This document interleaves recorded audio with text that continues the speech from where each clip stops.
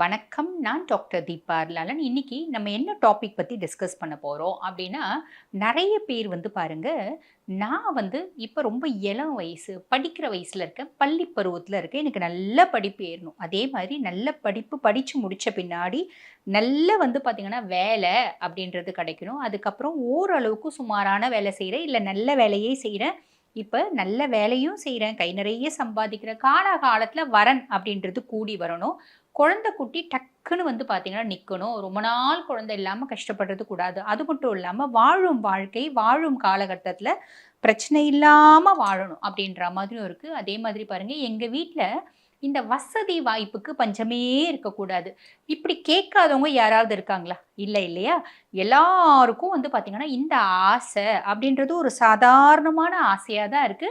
ஒரு விதத்தில இது நியாயமோ அப்படின்னு தான் சொல்லலாம். ஆக இந்த மாதிரி எல்லாமே நடக்கணும். நாங்க எந்த சுவாமிய வழிபாடு பண்ணலாம்? அப்படின்ற மாரி சந்தேகம் எல்லாருக்கும் இருக்கும். பொதுவாவே பாருங்க, இது நம்ம 12 ராசிகளுக்கும் என்ன தெய்வத்த வழிபாடு பண்ணா இந்த அத்தனையும் பார்த்தீங்கன்னா, அவங்களுக்கு கிடைக்கப் பெறுவார்கள்.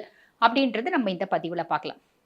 பொதுவா பாருங்க, இந்த மாதிரி அத்துணையும் கிடைக்கணும் அப்படின்னா நம்ம என்ன பண்ணணும்? உபாசனா தெய்வங்கள வழிபாடு பண்ணணும். உபாசனா தெய்வத்த வழிபாடு பண்ணணும் அப்படின்ற ஒரு விதி இருக்கு. அது என்னங்க அது உபாசனா தெய்வம் அப்படின்னா, பொதுவா பாருங்க, இப்ப ஆண் ஜாதகமா இருக்கு அப்படின்னா, குரு இருக்கிற இடத்துலருந்து 11வது ராசி எதுவோ, அந்த ராசியினோட தேவதை எதுவோ, அதாவது தெய்வம் எந்த தெய்வமோ, அந்த தெய்வம் தான் பார்த்தீங்கன்னா, உபாசன தெய்வம் அப்படின்னு வரும். அதே மாதிரி பெண் ராசியா இருக்கு. அதாவது நீங்க பெண்களா இருக்கீங்க அப்படின்னா, பெண்களுக்கு சுக்கிரன் உங்க ஜாதகத்துல, சுய ஜாதகத்துல சுக்கிரன் எந்த பாவத்துல இருக்கார் அது பார்த்துக்கோங்க.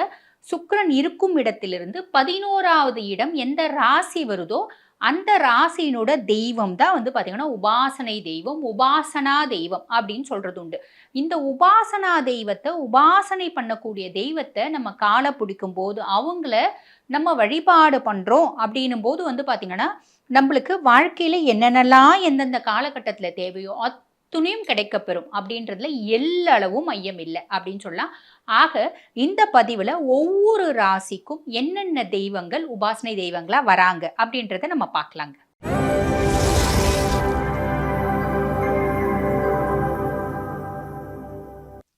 விருச்சிக ராசி அன்பர்கள். பொதுவா விருச்சிகத்த பத்தி சொல்லணும் அப்படின்னா, செவ்வாய் ஆதிக்கம் பெற்ற ஒரு பெர்சனாலிட்டீஸ் தான் விருச்சிக ராசி அன்பர்கள். சந்திரன் நீச்சம் அடையக்கூடிய ராசி. மனசு பாருங்க, எப்பயுமே ஒரே நிலைமையில இருக்காது. பல விஷயங்கள், பல நேரங்கள்ல பலவிதமா அவங்க முடிவு பண்ணுவாங்க. ஒரே விஷயத்த பலவிதமா அவங்க பார்த்தீங்கன்னா, பல நேரங்கள்ல யோசிப்பாங்க, செய்வாங்க. நெறைய நேரத்துல பாருங்க, ஒண்ணு யோசிப்பாங்க, அந்த யோசிக்கிறத செய்ய மாட்டாங்க. அதாவது எண்ணம், சொல், செயல் 3மே பார்த்தீங்கன்னா, ஒரு சேர இணைந்து செய்யும்போது, நம்மளோட வேலை, நம்மளோட தொழில் முன்னேற்றத்தை நோக்கி போகும் அப்படின்லாம். இவங்களுக்கு பல நேரம் அது பாருங்க, ஒவ்வொன்னும் மாறுபாடா இருக்கும் அப்படின்னு சொல்லலாம். பொதுவா பாருங்க, நெறைய விஷயம் ரொம்ப தீர்க்கமா முடிவு பண்ணுவாங்க. இன்னைக்கு செஞ்சே ஆவணும் அப்படிம்பாங்க. நாளைக்கு அது வேணவே வேணாம் அப்படின்னு முடிவு பண்ணுவாங்க. சில நேரங்களில் சில மனிதர்கள் அப்படின்னு சொல்லுவாங்க பார்த்தீங்களா? அது நம்ம விருச்சிகத்துக்கு கரெக்ட்டா பொருந்தும் அப்படின்னு சொல்லலாம். ஏன்னா சந்திரன் நீச்சம் அப்படின்றதுனால மென்டலி அவங்க ஸ்டேபிளா இருக்க மாட்டாங்க அப்படின்னு சொல்றது உண்டு. ஆக விருச்சிக ராசி அன்பர்கள், நீங்க பாருங்க, என்ன தெய்வத்தை வழிபாடு பண்றது நம்மளுக்கு நிறைய அற்புதமான பலன்களை கொடுக்கும் அப்படின்னா, முதல்ல நவக்கிரகங்கள்ல மனோகாரகனான சந்திரனை வழிபாடு பண்ணணும். மனோகாரகனான சந்திரன் நீங்க வழிபாடு பண்ணும்போது மனசு அமைதியாவோ, மனசு திருப்தியாவோ, மனசுல தன்னம்பிக்கையும் தைரியமும் வரும். மனசு பார்த்தீங்கன்னா ஒருநிலைப்படும் அப்படின்னு சொல்லலாம். ஆக சந்திர பகவான வழிபாடு பண்ணணும். சந்திர பகவான வழிபாடு பண்றது அப்படின்றது திங்கட்கிழமை தோறும் காலையில 6 to 7 சந்திர ஓரை. அந்த சந்திர ஓரையில சந்திர பகவான வழிபாடு பண்ணலாம். சந்திர பகவானை எப்படி வழிபாடு பண்ணலாம்? ஓம் சந்திராய நமக, ஓம் சந்திராய நமக அப்படி 108 முறை சொல்லலாம். இல்லைன்னா சந்திர பகவானோட காயத்ரி ஓம் பத்மத்வஜாய வித்மஹே ஹேமரூபாய தீமஹி தன்னு சந்திர பிரச்சோதயாத். ஓம் பத்மத்வஜாய வித்மஹே ஹேமரூபாய தீமஹி தன்னு சோம பிரச்சோதயாத். இப்படி நம்ம பாருங்க, இப்படி பலவிதமா காயத்ரி உண்டு. இந்த காயத்ரியை நம்ம தினம்தோறும் பாராயணம் பண்றோம் 108 முறை அப்படின்றது ரொம்ப நற்பலன்களை கொடுக்கும். முடியாதுன்ற பட்சத்துல திங்கட்கிழமை காலையில 6 to 7 அந்த நேரத்துல நம்ம பாராயணம் பண்றது அப்படின்றது நம்ம மனசு எப்பயுமே பாருங்க ஒரு திடமா இருக்கும், நிம்மதியா இருக்கும், சந்தோஷமா இருக்கும் அப்படின்னு சொல்லலாம். இது விருச்சிக ராசி அன்பர்களுக்கு. அதுக்கப்புறம் பகவானை எந்த பகவானை வழிபாடு பண்ணலாம் அப்படின்னா, பரமேஸ்வரனை வழிபாடு பண்றது அப்படின்றது அதீத நற்பலன்களை கொடுக்கும். எப்பயுமே விருச்சிக ராசி அன்பர்கள் சிவனை நோக்கி உங்களோட பயணம் தொடரட்டும். ஏன்னா, எப்ப நீங்க ஈசனை வழிபாடு பண்றீங்க அப்படின்னாலும், உங்க வாழ்க்கையில முன்னேற்றம் அப்படின்றது உறுதி. இப்ப ஈசனை எந்த கிழமை வழிபாடு பண்ணலாம் அப்படின்னா, ஈசனை வழிபாடு பண்றதுக்கு உகந்த காலம், நேரம் அப்படின்னா எதுவும் கிடையாதுங்க. எப்ப பண்ணாலும் அதுக்கான பலன அவர் குடுப்பாரு. இருந்தாலும் சோமவார வழிபாடு, அதாவது திங்கட்கிழமை தோறும் வழிபாடு பண்றது அப்படின்றது அதி அற்புதமான பலன்கள குடுக்கும். திங்கட்கிழமை தோறும் நாங்க வந்து பார்த்தீங்கன்னா, சிவனை எப்படிம்மா வழிபாடு பண்ணலாம் அப்படின்னா, அம்மா உங்க வீட்டு பக்கத்துல சிவன் கோயில் இருக்கு அப்படின்னா, திங்கட்கிழமை தோறும் சிவன் கோயிலுக்கு போங்க. 21 முறை ஈசனை சுத்தி வாங்க, அம்பிகைய விட்டுறாதீங்க. ஈசனை சுத்தி வந்து அம்பிகையும் சுத்தி வாங்க.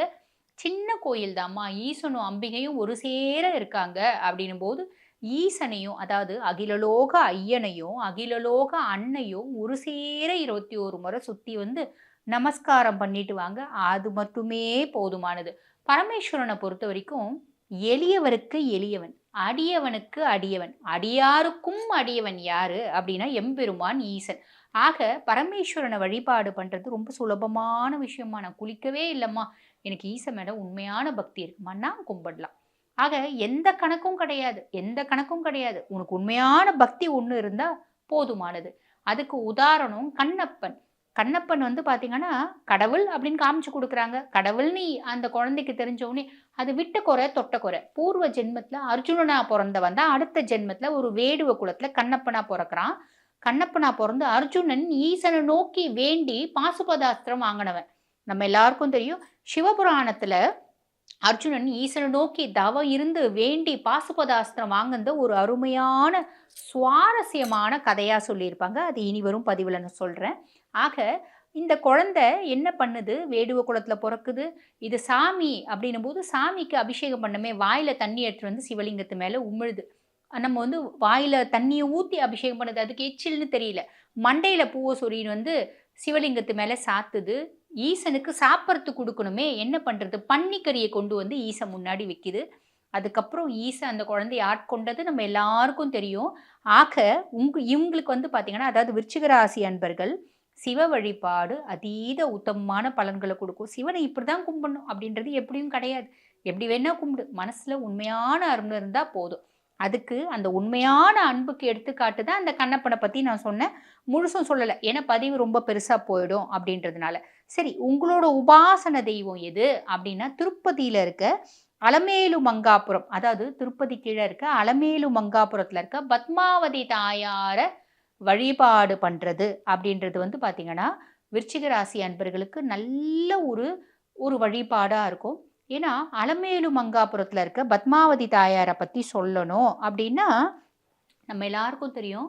அ ஒரு முறை ராமானுஜர் என்ன பண்ணாராம், அந்த பத்மாவதி தாயாரோட சந்நிதிக்கு போறாரு. சந்நிதிக்கு போயிட்டு தாயார வழிபாடு பண்றாரு. அதாவது தாயாருக்கு பூஜை பண்றாரு.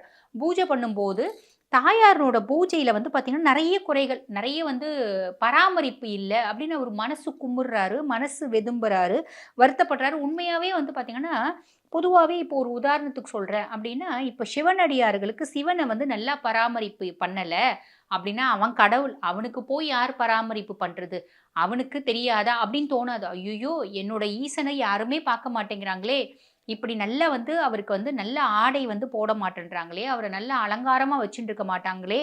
இவருக்கு ஏன் இப்படி நிவேதனம் நல்லதா பண்ண மாட்டேன்றாங்க? இப்படி பண்றாங்களே! நியாயமா? தகுமா? தர்மமா?